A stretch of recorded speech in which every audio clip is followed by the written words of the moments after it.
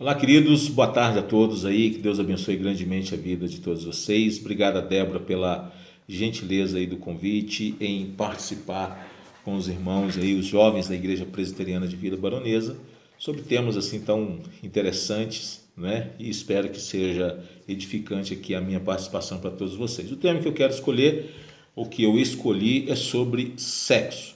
Só que eu gostaria de trabalhar uma questão um caminho diferente a respeito dele, tá bom? O texto aí base para minha meditação aqui com você se encontra em Filipenses, no capítulo 2, no verso de número 15, que ele disse assim, Filipenses 2,15: para que vos torneis irrepreensíveis e sinceros, filhos de Deus inculpáveis no meio de uma geração pervertida e corrupta, na qual resplandeceis como luzeiros no mundo, preservando a palavra da vida, para que no dia de Cristo eu me glorie de que não corri em vão, nem me esforcei inutilmente. Eu chamo a sua atenção para aspectos muito interessantes que o apóstolo Paulo estava trazendo para a igreja de Filipos aqui nessa sua carta. Ele faz uma leitura da sociedade e ele trabalha a respeito do desafio que os crentes tinham em viver naquela comunidade, naquela sociedade. Eu quero crer que é a partir dessa realidade que nós devemos realmente entender algumas coisas e a maneira como nós devemos reagir a elas. Se nós absorvemos ou se nós rejeitamos. Se nós aderimos ou se nós nos posicionamos não concordando com. Lembrando que o próprio apóstolo Paulo, na sua carta aos Romanos, ele diz que nós não devemos nos conformar com este século, mas que devemos nos transformar pela renovação da nossa mente para que experimentemos qual seja a boa, agradável e perfeita vontade de Deus. Aqui ele chama atenção para elementos muito importantes da sociedade e também da maneira como os crentes deveriam reagir àquilo tudo. E eu quero então chamar a sua atenção para estes elementos. Ele começa dizendo, para que vos torneis irrepreensíveis e sinceros. Então, quando ele usa essas expressões irrepreensíveis e sinceros, nós precisamos entender qual a avaliação que ele está fazendo aqui a respeito do padrão comportamental, moral dos crentes naquela sociedade, e depois ele vai estabelecer qual era o parâmetro, qual era o padrão da sociedade. Primeiro ele chama atenção para o padrão moral da igreja, dos cristãos, para depois ele dizer qual é o padrão moral comportamental da sociedade. Ele usa a expressão para que vos torneis irrepreensíveis e sinceros. A palavra irrepreensível, ela significa uma vida que não pode ser criticada por causa do pecado ou do mal. Então o pecado é uma realidade, o mal é uma realidade, há padrões morais e há padrões morais que são imorais, pecaminosos aos olhos de Deus, que ofendem a Deus, que o desagrada. E ele diz que os crentes deveriam ser irrepreensíveis, ou seja, eles não poderiam estar suscetíveis a essas críticas por causa do pecado ou por causa da maldade. E a outra expressão que ele usa é sinceros. Essa palavra, ela fala de uma vida que é pura, sem mistura, limpa do pecado, semelhante a um metal de alta qualidade, sem qualquer liga. Então veja, há nessa palavra, sinceros, um crente sem mistura.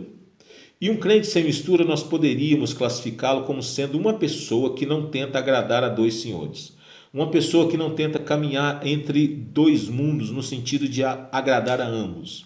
Uma pessoa que não flerta, uma pessoa que não faz concessões, uma pessoa que não é tomada pelo sentimento, pela ideia, pelos valores pagãos, mundanos, profanos e também os valores de Deus. Essa sinceridade diz respeito a pessoas que não aceitam essa ideia, ou seja, no que diz respeito à fé, eu sou cristão, mas no que diz respeito aos valores morais e comportamentais, eu sou um pagão. No que diz respeito ao meu relacionamento com Jesus, eu sou crente, eu creio que Ele é o meu Senhor, eu creio que Ele é meu Salvador, mas eu faço concessões na minha vida moral, há brechas na minha santidade. Então eu não vejo nenhum problema, por exemplo, em transar com a namorada antes do casamento, em viver uma vida com a minha namorada como se casado fosse, de estimulá-la e saciar essas vontades, ou o contrário. Então, no que diz respeito à minha fé, eu sou crente, mas no que diz respeito aos valores, eu abraço os valores da sociedade contemporânea, que não vê nenhum problema nisso, e eu também não vejo. Ou seja, eu trato o sexo antes do casamento como se fosse uma coisa absolutamente normal. Então, a palavra de Deus está chamando aqui a nossa atenção para essa impossibilidade. Um crente não é aquele que tenta agradar a dois senhores, um crente não é aquele que tenta caminhar bem nestes dois mundos, porque eles são antagônicos. A Bíblia diz que quem quer constituir-se amigo do mundo vai ser inimigo de Deus, porque os valores são opostos. Não tem como você ajuntar aquilo que Deus separou. O crente precisa ser atuante no mundo, presente no mundo, mas não abraçar os valores do mundo. Jesus diz: eu peço que eles sejam guardados do mal. Não peço que os tires do mundo, mas que eles sejam guardados do mal. E aí ele continua dizendo, ou a Bíblia continua falando a respeito de uma outra qualidade dos crentes, não é? Para que vos torneis irrepreensíveis e sinceros, filhos de Deus, notem, inculpáveis. Inculpáveis significa acima de reprovação. É o tipo de sacrifício a ser levado a Deus sem mancha e sem defeito. A ideia aqui é de um elevado padrão de pureza. Um elevado padrão de pureza. Então, a Bíblia chama atenção para esses valores internalizados no coração e demonstrados na nossa vida. Então, ela tem ensinamentos muito preciosos a respeito de como que os jovens devem se comportar. Fogem outrossim das paixões da mocidade, segue a pureza, a justiça e a fé com os que de coração puro invocam o Senhor, disse o apóstolo Paulo ao jovem Timóteo. Ele não falou para que aqueles jovens vivessem abrasados, pudessem se abrasar ainda mais e pudessem transar à vontade, fazer sexo à vontade, sem nenhum compromisso, sem nenhuma consideração para com a pessoa. Pelo contrário, ele diz que aqueles que estavam abrasados deveriam casar, porque a única maneira, do ponto de vista de Deus, da gente satisfazer esse abrasamento, amenizar esse abrasamento, saciar esse abrasamento, esses desejos, esses impulsos, é no casamento. Por isso que o jovem não pode abraçar esses valores e tratá-los como normais, no sentido de ter uma vida sexual ativa fora do casamento, porque é certamente pecaminoso. E aí então, ao falar a respeito desses padrões comportamentais dos crentes, ele fala então dos padrões comportamentais da sociedade, e ele diz assim: na qual resplandeceis como luzeiros no mundo. E aí ele diz antes, né, filhos de Deus inculpáveis, no meio de uma geração pervertida e corrupta, na qual resplandeceis como luzeiros no mundo. Então a grande característica da igreja não é a sua semelhança com o mundo, mas é a sua diferença dela. A grande característica de um cristão não é que ele se pareça cada vez mais com uma pessoa descrente, no que diz respeito ao seu entendimento e aos valores que ele internalizou no coração. E aqui então a Bíblia está estabelecendo um contraste. O que é um crente e o que é a sociedade são antagônicos. São antagônicos. Por isso que ele diz que nesse mundo de trevas o crente tem que resplandecer como luz. E aí ele diz: no meio de uma geração corrupta e perversa. A palavra pervertida que ele usa aqui, no meio de uma geração pervertida, significa sem escrúpulos, significa desonesto, sujo, injusto, distorcido, moralmente perverso. Ou seja, refere-se a alguém que desviou para tão longe do caminho que o seu desvio está gravemente deformado e distorcido. É os efeitos do pecado original no ser humano.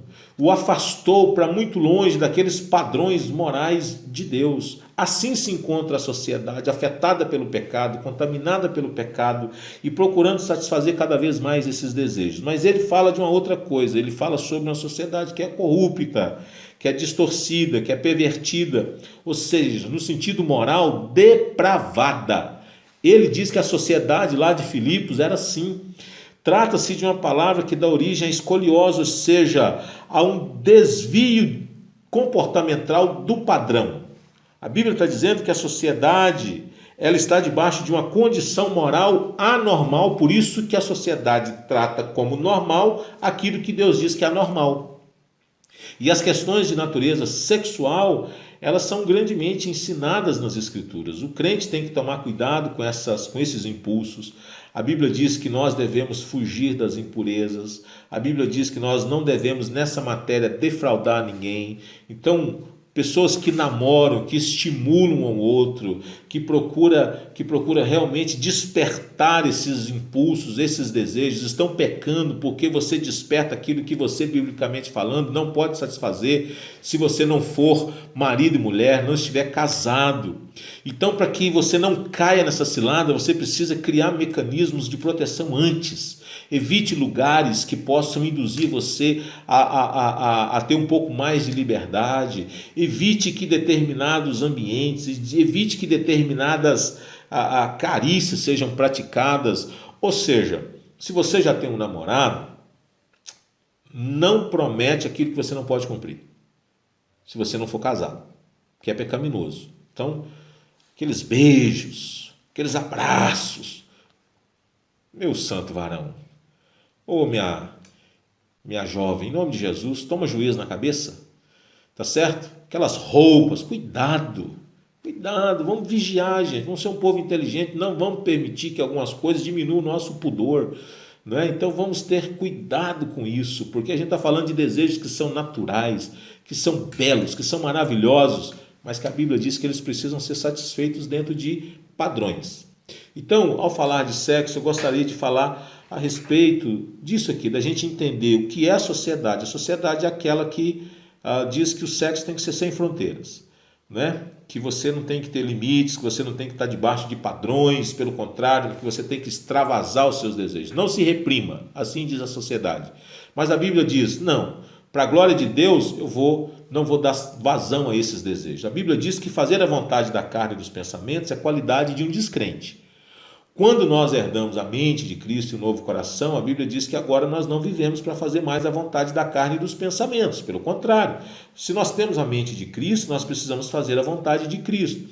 Então, antes de falar a respeito apenas dessa questão do pode ou não pode, eu gostaria de dizer o seguinte, quem nós somos? A Bíblia diz que nós somos luzeiros no mundo e nós devemos resplandecer como estes luzeiros. Eu gostaria então que você internalizasse isso. Por isso que a Bíblia procura mostrar quem é o crente. O crente é aquele que deve ser irrepreensível, sincero e inculpável, e ele precisa viver esses valores numa sociedade pervertida e corrupta. E ela diz, resplandecer como luzeiro. Então, sexo antes do casamento é pecado, não ter sexo no casamento também é pecado, tá certo? E a Bíblia vai trabalhar elementos norteadores a respeito dessa conduta. E eu gostaria que você, meu jovem, minha jovem, pensasse a respeito disso. Você está em Cristo? Se está em Cristo, a Bíblia diz que você não pode absorver os valores de uma sociedade sem Cristo. Porque o que a sociedade sem Cristo faz é perverso, é imoral, conforme o texto que nós lemos nos ensina. Agora, se você está em Cristo, você não vai querer flertar e andar bem nesses dois mundos. Você não vai querer fazer a amizade com o mundo. Você não vai querer abraçar os valores da sociedade contemporânea. Pelo contrário, você vai querer abraçar cada vez mais os valores do reino de Deus, internalizá-los no seu coração e defendê-los e amá-los e não negociá-los por nada.